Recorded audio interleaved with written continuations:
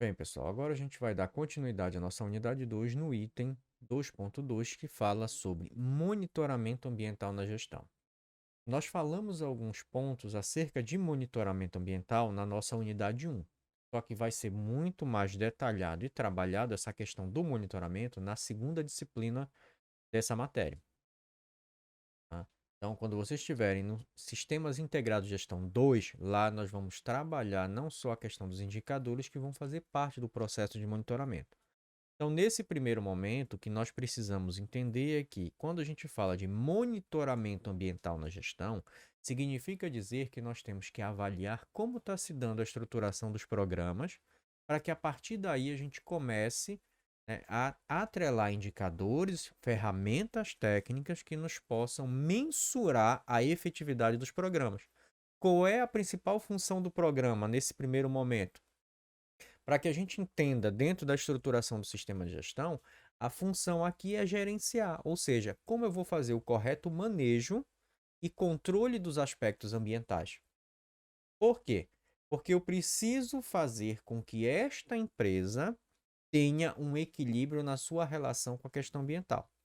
Então, trazendo para o que versa esse ponto do conteúdo dessa disciplina, o ciclo de gestão dos programas e políticas concebe o processo das políticas internas como um ciclo contínuo, relacionado que atuação responsável, melhoria contínua dentro do sistema de gestão, em que, a partir de um diagnóstico dos problemas e demandas da empresa, ou seja, a partir do momento que eu fiz um diagnóstico, eu conheço o que? A situação atual, a real situação desse empreendimento, para que eu possa fazer o quê? Planejar e formular os meus programas de gestão. E tem a função de que, quando eu falo de controlar, gerenciar, manejar os aspectos ambientais, ele está na função de solucionar problemas. Por quê? No momento em que há a relação aspecto com o meio ambiente, ele está proporcionando possivelmente a geração, o surgimento de um impacto ambiental. Então, isso é um problema para a empresa. Existe uma legislação que ela precisa cumprir. Então, com base nessa normativa, a gente vai atuar para mitigar, minimizar os problemas ambientais desse empreendimento. E como é que eu vou fazer isso? Através dos meus programas de gestão ambiental. E ele vai ser formulado depois que eu tiver um diagnóstico, ou seja, a real situação do empreendimento, um diagnóstico dos aspectos ambientais, para eu entender que tipo de problema ele pode gerar quando se relacionar, quando ele for lançado no meio ambiente.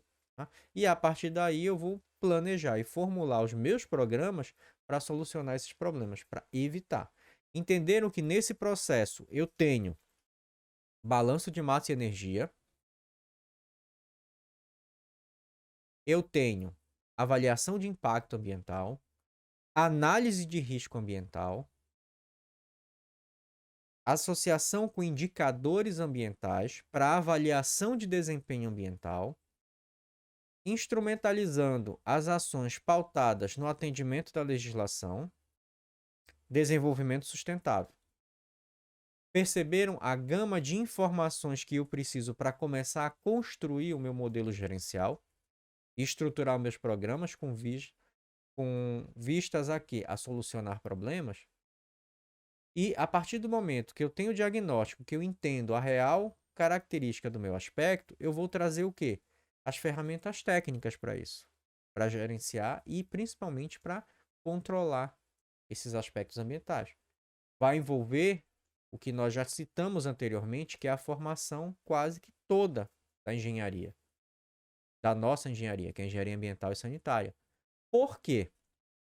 Porque a partir desse momento, eu vou precisar das informações das disciplinas de tratamento de efluentes, águas residuárias, questão de planejamento e reuso da água, a parte de fontes de energia. Vou verificar controle de poluição atmosférica, fonte e controle de poluição industrial, ações de gerenciamento de resíduos. Ou seja, eu vou precisar de um arcabouço técnico de informação que vocês visualizaram ao longo da graduação para trabalhar na formulação e o planejamento dos meus programas gerenciais para solucionar os problemas do empreendimento. Então, um ponto que nós temos que levar em consideração aqui no ciclo do planejamento. Então, nós temos um problema, um demanda, que é pautada em quê? No diagnóstico inicial dos problemas enfrentados pelo empreendimento, da característica inicial desse empreendimento. A partir daí, o que que vai acontecer? Eu preciso começar a estruturar, né, a avaliação dos impactos dessa empresa na sociedade. Mas também, dentro dos aspectos, né, operacionais, quais são os impactos que podem ser causados na empresa. Eu posso buscar na disciplina de administração, que vocês vão ver logo após essa, o quê? Informações acerca das ferramentas de gestão para avaliar, por exemplo, análise SWOT, onde eu avalio fraquezas e potencialidade do empreendimento. Planejamento expresso em programas. Então, o meu planejamento, a estruturação do que eu tenho para gerenciar a minha empresa, os meus aspectos, vão ser pautados dos meus programas. Faço a execução desses programas, ou seja, meus programas gerenciais. Eu preciso monitorar, mensurar. Então, nesse processo de monitoramento, de verificação, eu atrelo a questão dos indicadores para que eu tenha uma avaliação sobre a efetividade dos programas e se está solucionando os problemas desse empreendimento, e faço uma revisão para identificar se eu preciso atuar na alguma ação corretiva mediante o programa que foi implementado, principalmente se não atingir o resultado esperado. Então, nessa questão sobre monitoramento ambiental na gestão, nós temos uma definição que nós podemos utilizar.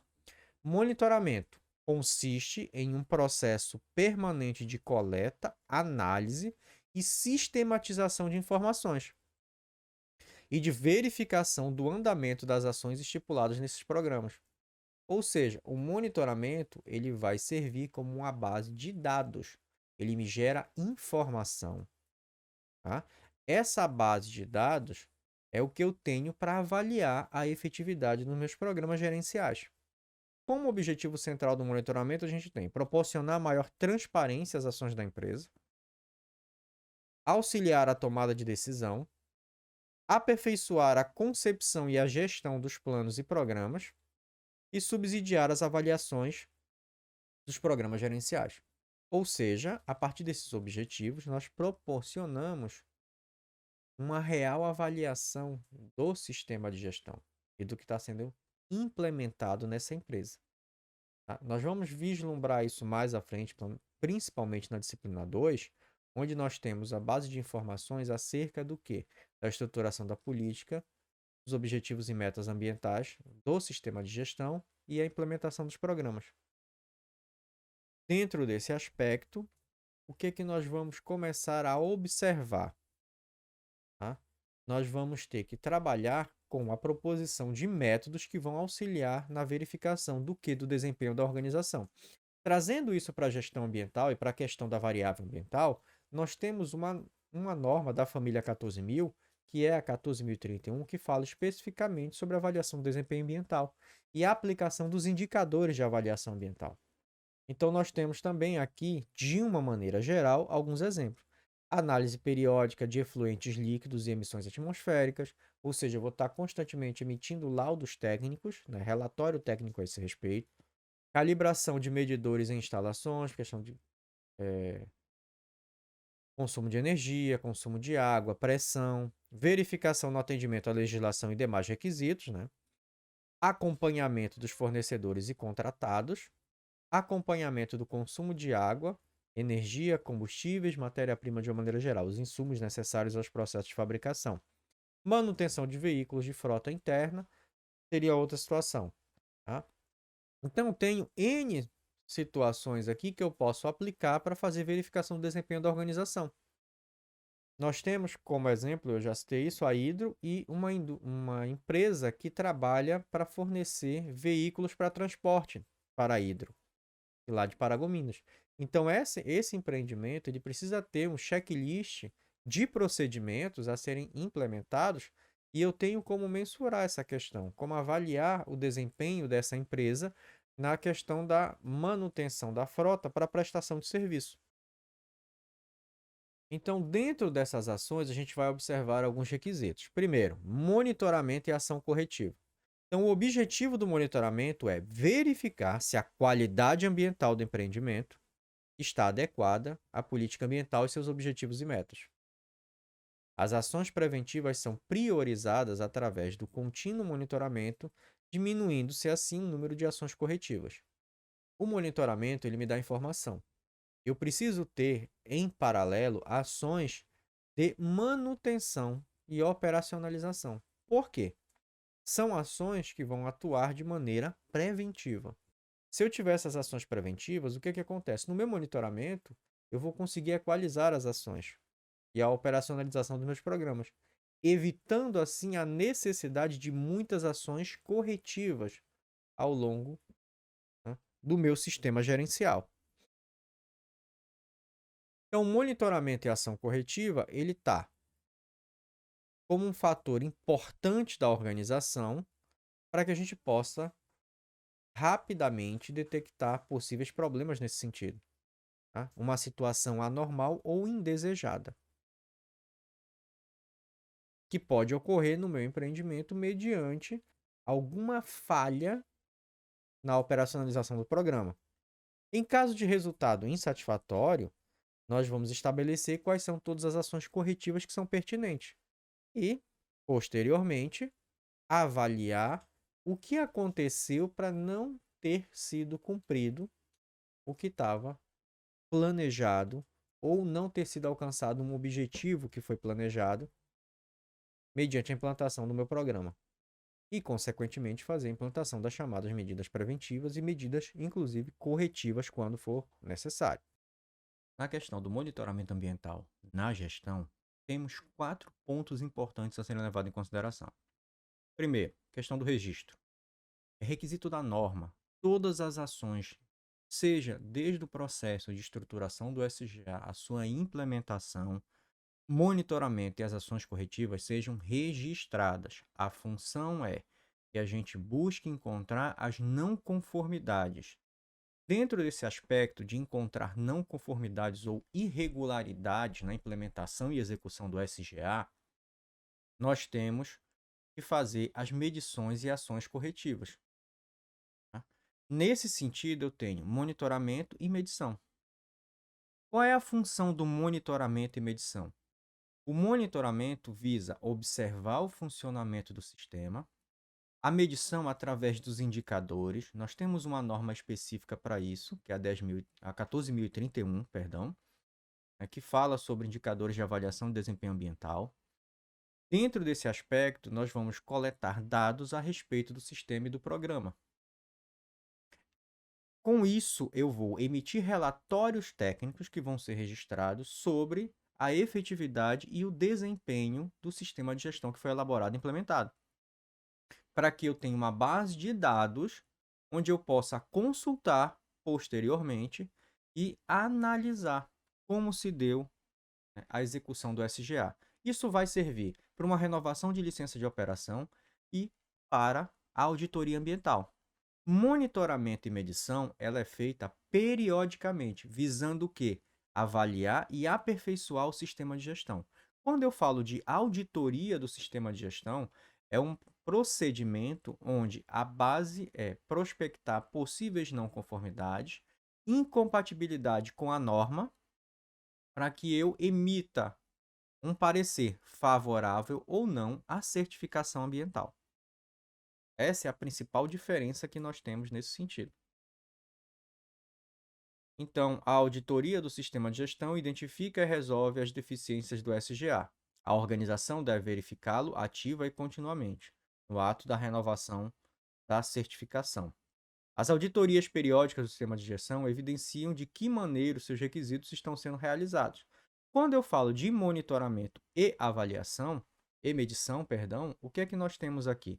É através de um monitoramento e de um controle sistemático que a administração da organização verifica se objetivos e metas propostos estão sendo alcançados, tá? E se existe a conformidade legal neste momento sendo assegurada, ok? Então, basicamente, nós temos essa diferenciação. E o que nós temos aqui? eu vou para esse processo de monitoramento e controle, medição do desempenho ambiental. Nós temos uma norma específica que auxilia e orienta nesse processo de avaliação de desempenho. Análise das causas dos problemas. A partir do momento que eu encontre não conformidades, o que está gerando essa não conformidade. Identificação das áreas em que as ações corretivas são necessárias e a melhoria do desempenho e da eficiência do sistema de gestão. Então, com base nessa informação, eu começo a solucionar possíveis problemas de execução do sistema de gestão.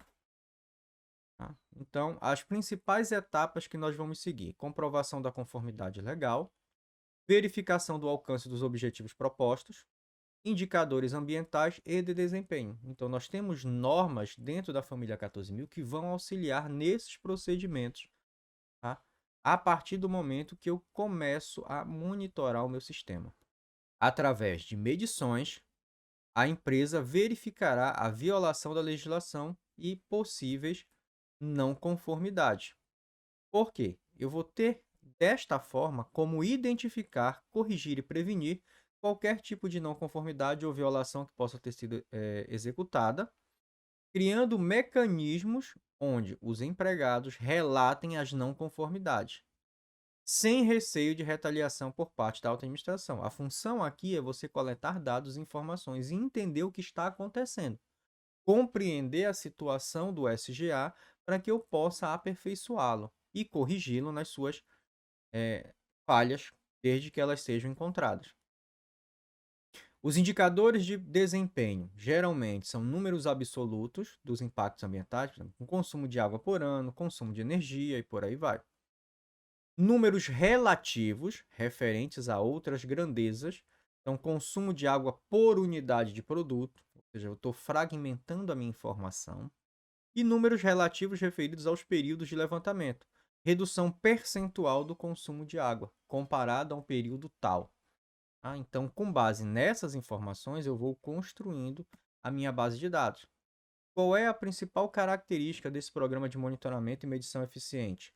Eles têm que ter simplicidade, ou seja, é algo que seja simples de ser medido, de ser mensurado, flexibilidade, para alterar e ajustar de acordo com a necessidade, consistência, ou seja, gerar uma base de dados que realmente me reflitam uma informação válida, viável sobre o sistema de gestão. Continuidade é um processo permanente. A questão da comunicação, como isso está sendo feito, deve ser comunicado às partes interessadas, a coleta dessas informações, e deve ser confiável. Tá? Do mesmo jeito que ele tem que ter consistência e simplicidade, tem que ter confiabilidade. Por quê?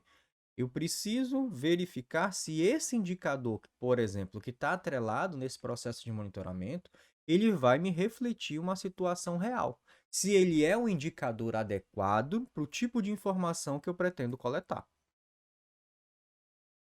Quando eu tenho não conformidades, eu preciso verificar quais são as ações corretivas e também as preventivas, para evitar que o problema seja gerado futuramente. As deficiências se manifestam de forma variada nos diferentes setores do sistema de gestão. Quando elas são detectadas, a organização precisa ter processos para garantir. Só que, voltando aqui, as deficiências se manifestam de formas variadas nos diferentes setores do SGA. O que eu quero dizer com isso? A construção de um sistema de gestão, ele parte do comprometimento da alta administração, para que a partir daí eu comece a construir a minha política ambiental. Então, eu tenho que observar desde a estruturação da política até a base, que é a execução através de um programa de gestão. Tá? Eu posso ter falhas na construção da política. E como eu falei para vocês, se eu tiver uma política que ela é irreal, ela não condiz com a realidade da empresa, do empreendimento, o SGA vai ser falho. Por quê? Porque da política eu vou estruturar os meus objetivos e metas, que vão refletir aonde? Na estruturação dos meus programas de gestão. Então, se eu falhei aqui na ponta, pode esquecer que o resto vai dar problema do mesmo jeito. Então, eu vou precisar revisar e reestruturar isso daí. Tá? Então, a função aqui é garantir que os problemas e as não conformidades sejam identificadas, as causas identificadas, as ações corretivas e preventivas sejam identificadas e implementadas, rastreadas e documentadas.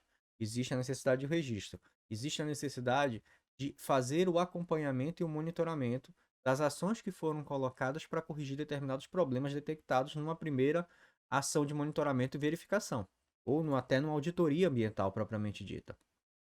E os controles necessários devem ser implementados para evitar a repetição dessa não conformidade.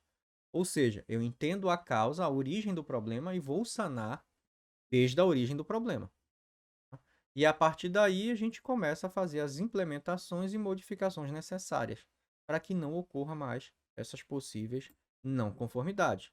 As principais causas de não conformidade. Primeiro, comunicação deficiente. Lembre-se que eu falei que tudo deve ser registrado e comunicado. Se eu não tiver essa comunicação com as partes interessadas, e nesse momento, principalmente, leia-se, meus colaboradores que estão executando meus programas, se eles não entenderem para que serve, como vai ser feito esses procedimentos, vai ter falhas, eu vou ter não conformidade. Como é que eu faço essas correções? Através dos programas de educação ambiental. Palestras, treinamentos, capacitações, conscientização. Então, por isso a importância, novamente volto a frisar, de ter um programa de educação ambiental dentro do sistema de gestão. Falta ou perda de procedimentos. Mau funcionamento dos equipamentos ou falhas na manutenção.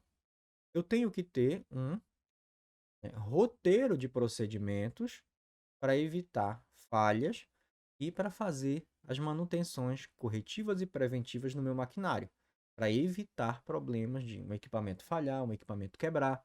No meio de um processo produtivo, eu tendo que parar todo o processo produtivo para fazer o conserto da máquina, quando eu poderia estar tendo uma agenda programada de ações de manutenção do meu maquinário.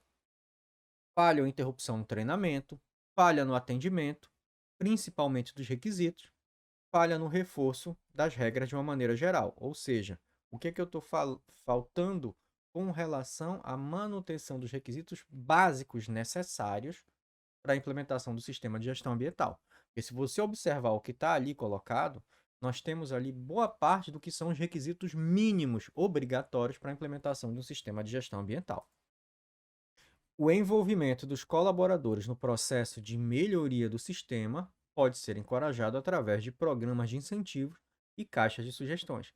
Então, geralmente é comum você ver isso na empresa. Por quê? Por mais que exista essa liberdade do nosso colaborador colocar sugestões ou se pronunciar a respeito do cotidiano da empresa, muitos ainda se sentem coagidos por causa do seu cargo, da sua função, né, mais operacional. Então, a caixa de sugestões, ele é algo que incentiva nesse processo, porque fica através do anonimato. E assim os nossos colaboradores podem dar sugestões ou identificar problemas que até então não foram sanados. Através dessas informações, você faz uma avaliação, logicamente, vai exigir que faça uma filtragem, para saber se as informações são condizentes com a realidade, se as informações realmente refletem um problema da realidade dessa empresa, e se isso for positivo, o que é que eu preciso fazer dentro da estruturação do SGA para que eu possa sanar essas falhas, esses problemas, essas possíveis não conformidades do sistema de gestão ambiental. Nesse aspecto, nós temos os registros. Ao desenvolver os registros do sistema, a organização deve considerar que tipo precisa ser acessado, para que serve e em que circunstâncias precisam ser realizados. Registros eletrônicos são mais práticos, mas necessitam de backup. O que é que eu preciso compreender aí? Todas as fases do sistema de gestão devem ser registradas e comunicadas. Por que isso? Para que eu tenha acesso à informação. Dentro de uma auditoria, por exemplo, o que é que eu vou precisar fazer? Eu vou pegar todos esses registros, eu vou pegar todos os documentos de implementação e verificação de operacionalização do sistema para que eu avalie. Depois eu vou a campo, ou seja, eu vou na indústria, né, para fazer o quê? Uma vistoria. Vou compatibilizar as informações dos documentos, dos registros, com o que eu estou encontrando na realidade. Pegar a norma base, que me auxilia dos procedimentos de auditoria, pegar a norma de gestão, para entender se os requisitos que estão sendo colocados na 14.001, por exemplo, estão sendo atendidos. A 19.001, ela vai orientar como eu vou fazer o procedimento de auditoria, que é o que nós utilizamos agora, que é para auditoria de sistemas integrados. Serve para gestão de qualidade e meio ambiente ou somente uma delas, mas é o padrão que nós utilizamos hoje no processo de auditoria. Então, com base nisso, eu vou começar a verificar e analisar tudo o que foi feito mediante as ações para que eu implante o sistema e verificar se eu vou emitir ou não a certificação ambiental com essa base de dados que eu tenho. Mudança no ambiente industrial. O que é que eu quero dizer com isso? Ao longo do que nós fomos discutindo na disciplina, nós trabalhamos essa situação. O que é que eu preciso entender nesse momento? Que a partir da implementação de um sistema, como eu falei, mudamos procedimentos, mudamos processos produtivos, substituímos produtos, se for o caso, implementamos uma política baseada em atuação responsável e desenvolvimento sustentável, para que a partir daí a gente faça o quê? Reestruture, entre aspas, o funcionamento dessa empresa, no sentido de dar maior importância à variável ambiental, que significa o quê? Mudar comportamento a respeito do aspecto ambiental. Então, vai haver, como nós já dissemos, um gerenciamento e um controle desse aspecto, evitando ou mitigando pressões no meio ambiente, na circunvizinhança que opera o empreendimento. Isso já é, por si só, uma mudança significativa no ambiente industrial. A partir daí, para a efetivação, nós falamos implementação dos sistemas de gestão com treinamento, capacitação e conscientização, ou seja, usando como ferramenta a educação ambiental. Para quê? Para que eu mude essa perspectiva, ou seja, essa visão dos colaboradores, ou seja, nem só dos colaboradores, mas de todos, né, que participam dessa empresa, no sentido de compreender, conscientizar sobre a importância dessa variável ambiental. Então, essa mudança, ela ocorre de maneira significativa dentro do ambiente da empresa. Interrelacionamento da variável ambiental com as demais áreas da empresa, relação custo-benefício. Um outro ponto. Se eu estou implementando programas que vão começar a reestruturar o controle e o gerenciamento dos aspectos, evitando impactos, eu estou trabalhando na prevenção. Eu estou evitando gerar um dano onde o custo de recuperação e indenização de terceiros é muito maior. Então, a partir desse momento, o que é que vai acontecer?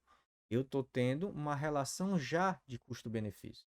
Segundo ponto, eu posso alterar processos produtivos. Eu vou reavaliar meus aspectos ambientais para saber se eles podem ser reintroduzidos no processo produtivo, ou seja, logística reversa. Com isso, eu estou economizando o quê? No início, na entrada, insumos e matéria-prima. Eu posso implementar ações de reutilização de água, reduzir consumo de água, reduzir consumo de energia, alterar matérias-primas para que elas sejam mais ambientalmente corretas e, de repente, até mais baratas. Entenderam as relações custos-benefícios que eu estou tendo dentro das demais áreas da empresa?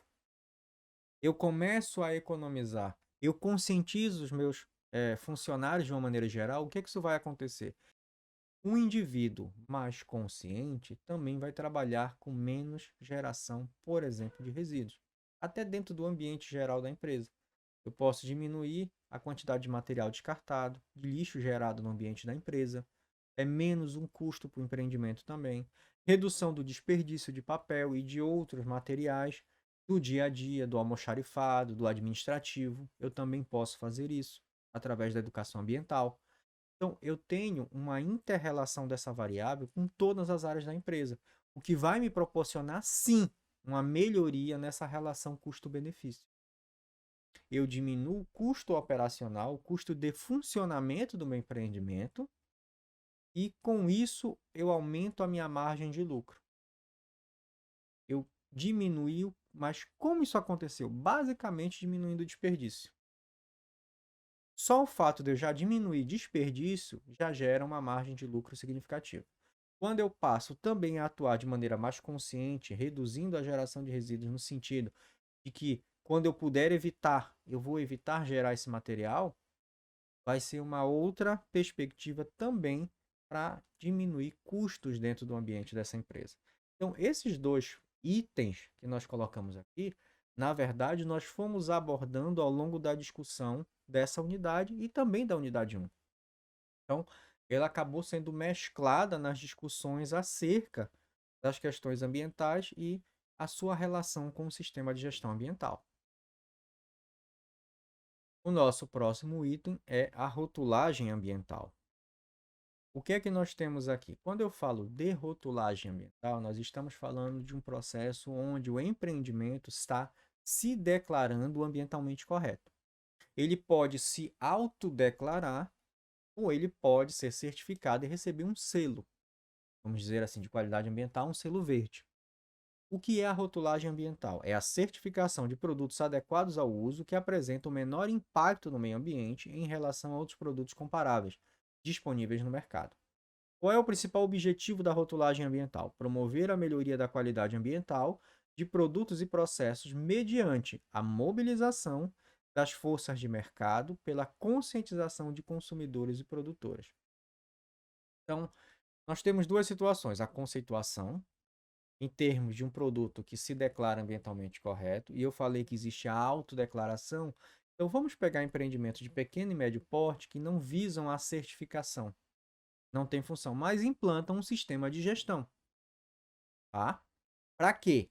Para que ela melhore o seu ambiente e a sua relação, o seu ambiente interno e a sua relação com o meio ambiente externo.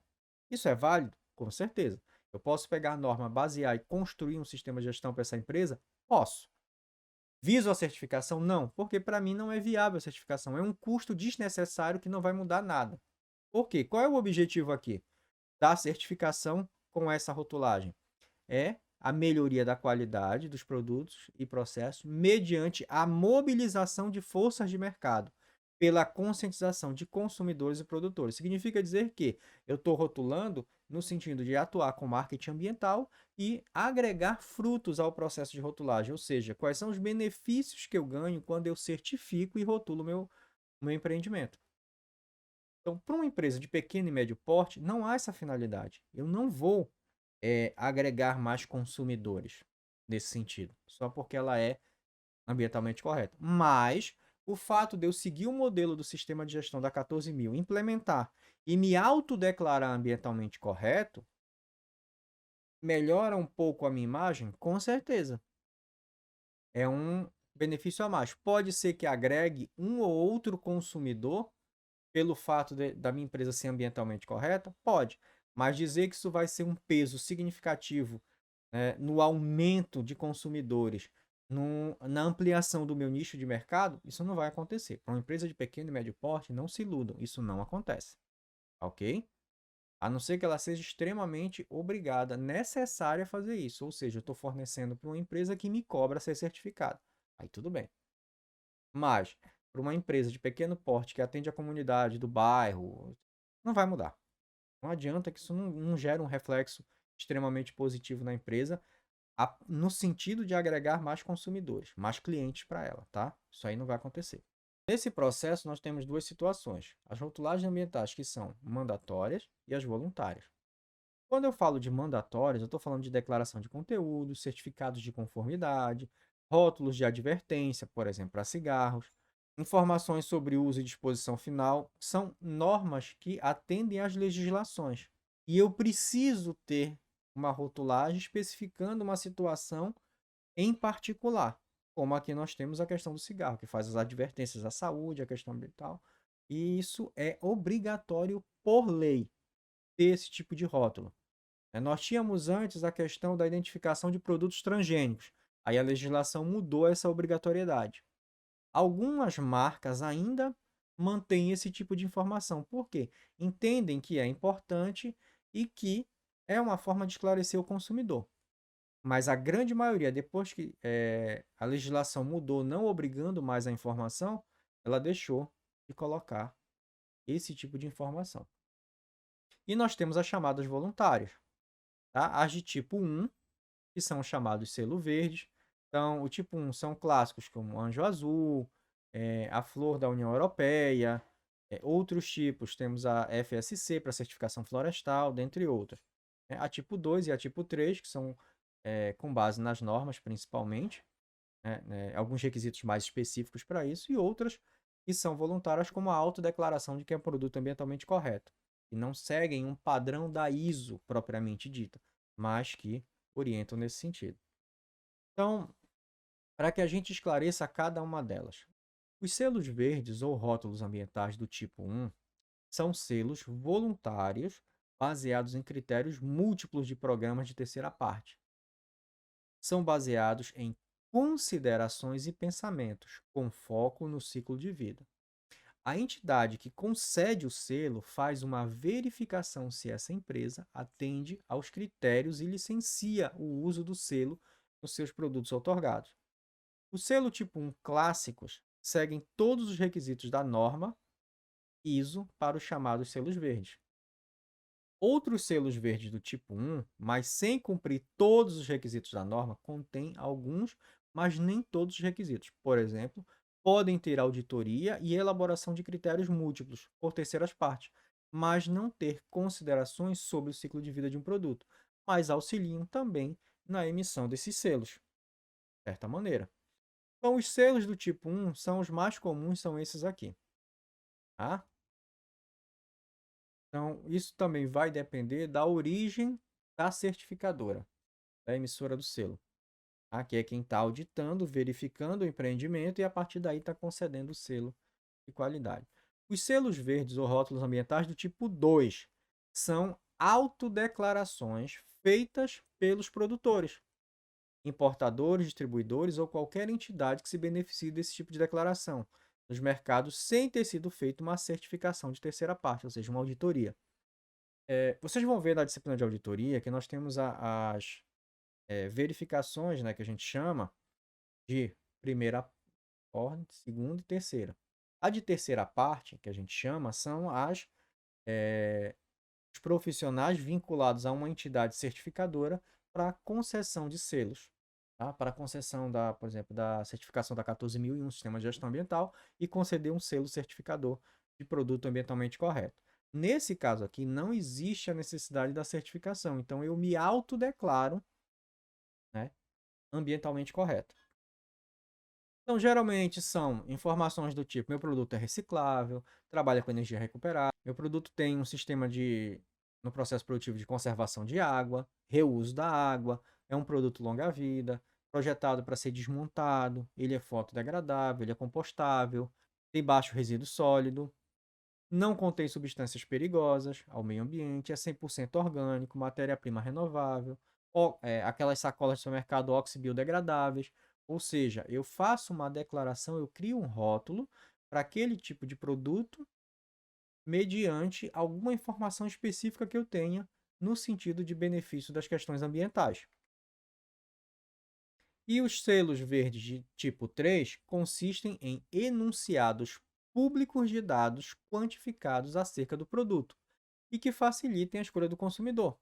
Tá? Esses dados são baseados na avaliação do ciclo de vida do produto, ou seja, são informações que eu vou colocar, né, na embalagem do meu produto para dar alguma informação ao meu cliente sobre a questão ambiental. Como exemplo, nós temos aqui, né,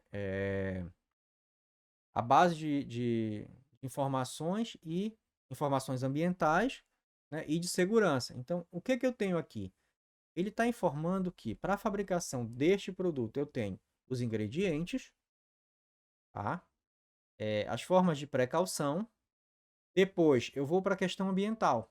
O que eu tenho aqui? As características do produto utilizado e a quantidade de energia, por exemplo. Então, nós temos aqui o uso de energia, o uso de água, emissões atmosféricas, tá? Geração de resíduos, embalagem de uma maneira geral.